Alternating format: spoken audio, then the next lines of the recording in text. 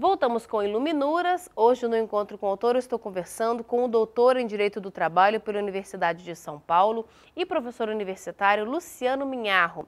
Ele está aqui para conversar sobre seu livro, A Propriedade Intelectual no Direito do Trabalho.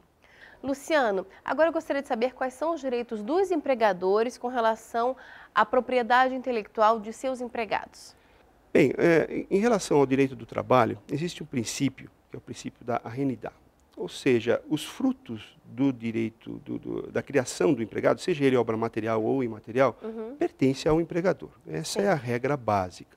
Agora, essa regra ela tem as suas nuances, os seus aspectos que devem ser levados em conta e ela não é uma aplicação absoluta, ela não tem uma aplicabilidade absoluta, ela tem matizes.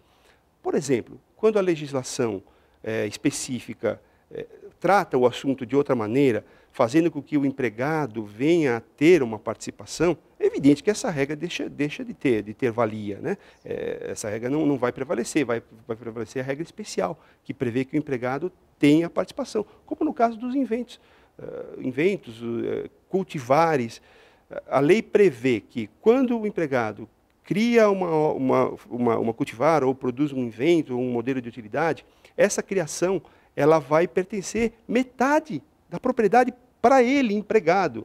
E a lei fala em propriedade. E quando estamos falando de propriedade, é um direito que ele se projeta além do contrato de trabalho.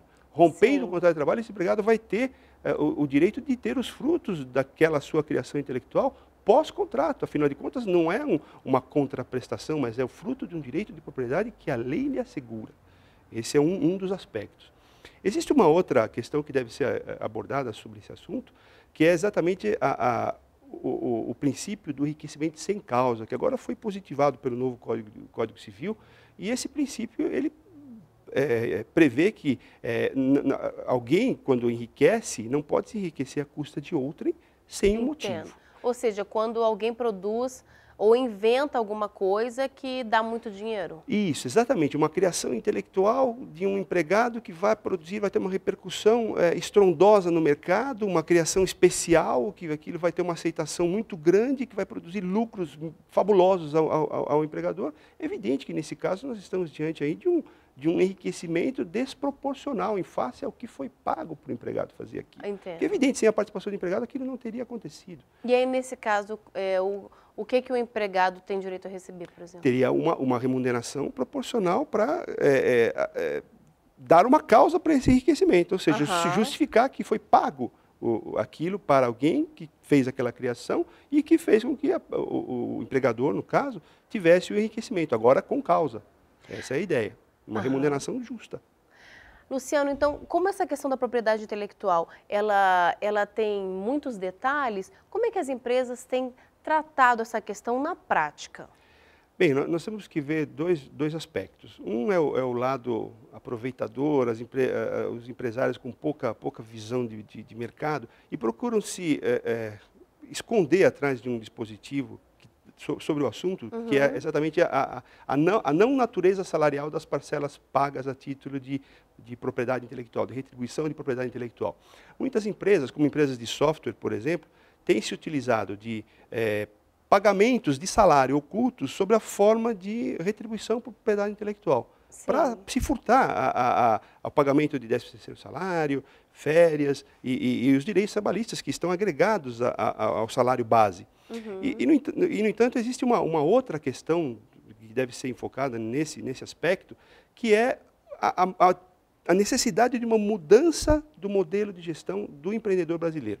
Ele precisa entender que é necessário incentivar a criação intelectual. O artigo 218, parágrafo 4º da Constituição Federal, ele determina ao legislador ordinário que crie uma política de incentivo às empresas que desenvolvam tecnologia, que investam em tecnologia. E mais especificamente no parágrafo 4º, a Constituição diz que deve-se incentivar as empresas que pratiquem uma política remuneratória para os seus empregados em relação às criações intelectuais. Só pode ser, dentro daquele contexto, só pode se significar isso.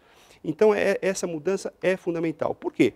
A gente vê empresas estrangeiras que adotam esse modelo de incentivo, de parceria com seus trabalhadores, e elas crescem juntos. O empregado recebe remuneração de grande monta e o empregador atinge o seu objetivo, enriquecendo a empresa e atingindo seus objetivos. Todo mundo sai bem na história, essa é a ideia. Essa mudança de perspectiva precisa acontecer dentro do empresariado brasileiro.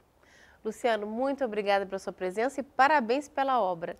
Muito obrigado pela oportunidade. Obrigada.